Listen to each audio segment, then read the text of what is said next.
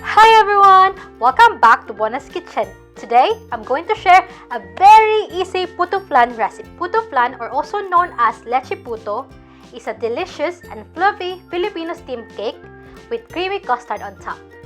Are you ready? Let's get cooking!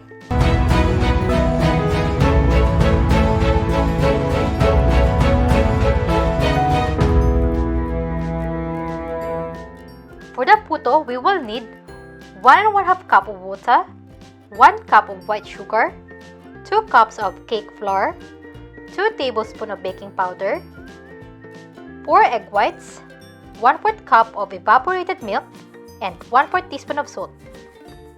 For the leche flan, we will need 4 egg yolks, 1 can of condensed milk, and 2 teaspoons of lemon juice. You can also check the full list of ingredients in the description below. To start, grease the molds with butter.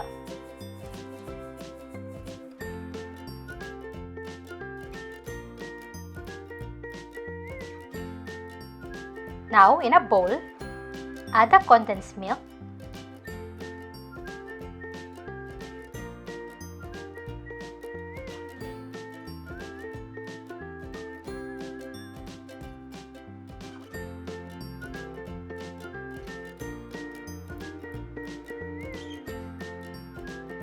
the egg yolks,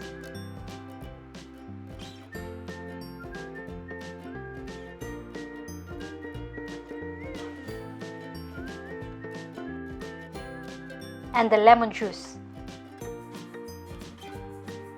Give it a whisk.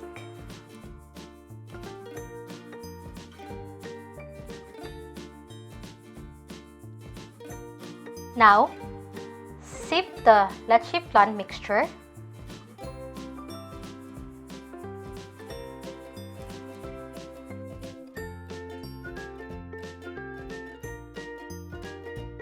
Then, pour it into each mold about 1/4 full.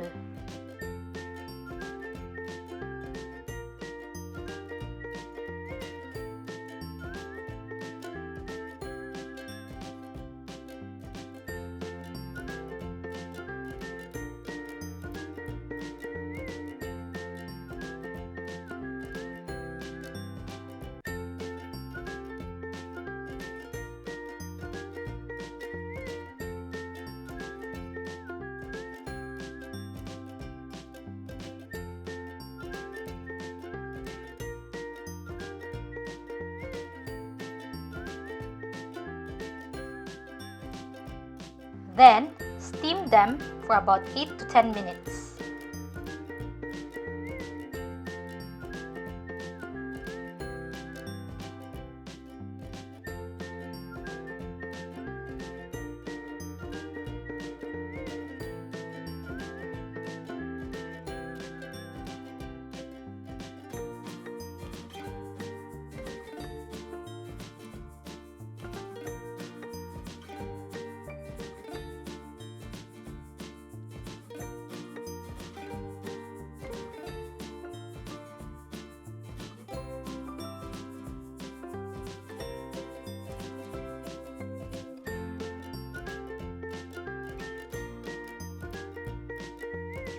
In a bowl, add the egg whites,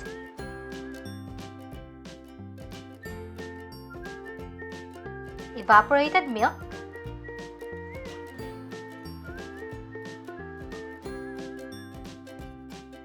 sugar,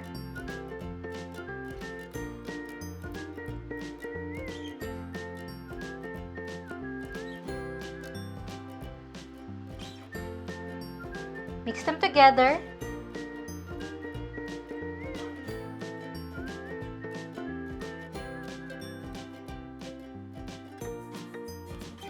Then add in the water.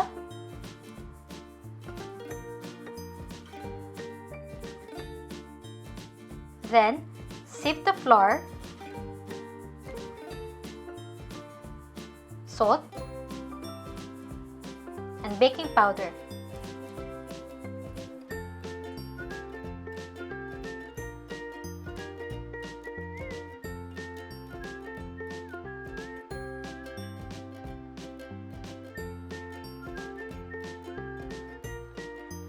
Then, whisk them together until well combined.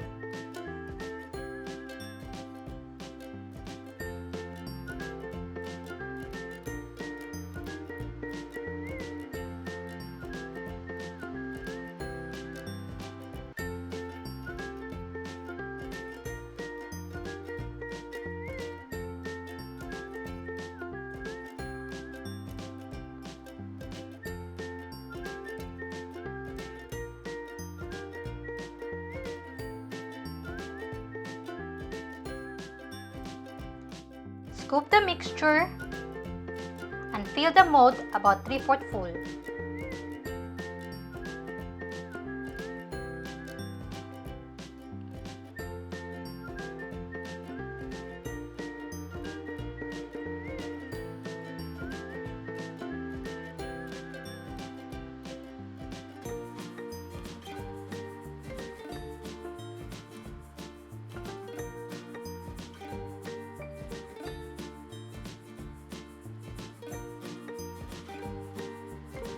Then, steam them for about 10 minutes or until a toothpick inserted in the center comes out clean.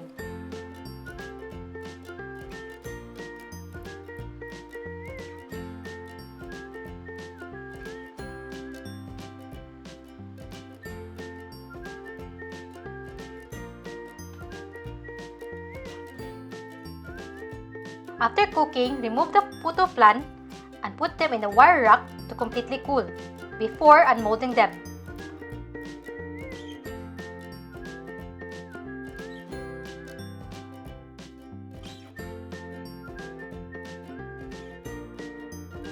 Here's our finished product!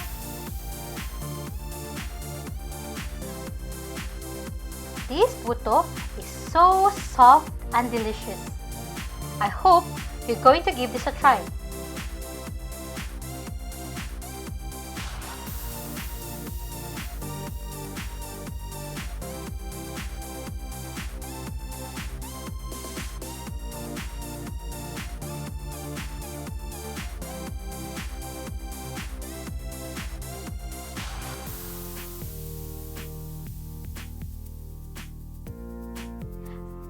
Please don't forget to hit the like, subscribe, and hit the bell.